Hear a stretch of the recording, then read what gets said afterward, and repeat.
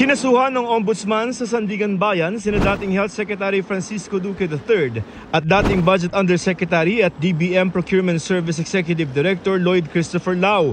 Ang kaso, paglabag sa Anti-Graft and Corrupt Practices Act matapos namanong mawala ng gobyerno ng tinatayang 1.65 billion pesos. 4% service charge ito na ikinarga ng PSDBM sa tinatayang 41 billion pesos na halagang inilipat ng DOH sa PSDBM mula March hanggang December 2020.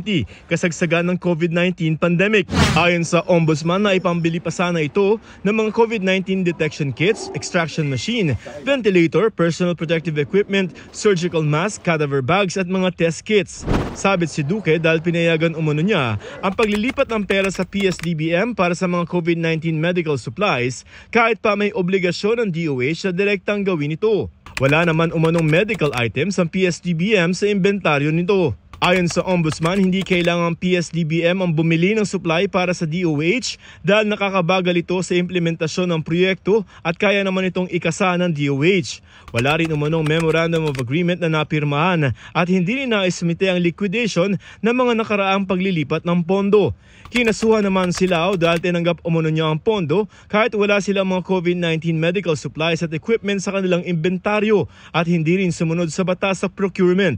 Niraffle ang kaso sa First Division ng Sandigan Bayan pero wala pang petsa ng pagsasakdal o arraignment. Tinawag ni Duque na walang basehan ng kaso. Anya hindi ito patas at nakakasakit at patutunayan niya ang pagiging inosente. Legal umano ang paglilipat ng pondo sa panahong mayroong public health emergency. Patutunayan anya nila na ang mga hakbang ay para masigurong mabilis na mabili ang mga PPEs at pandemic supplies para proteksyonan ang buhay ng maraming Pilipino. Patuloy pa naming hinihingi ang panig ni Lau. Para sa GMA Integrated News, Joseph Morong, nakatutok 24 oras.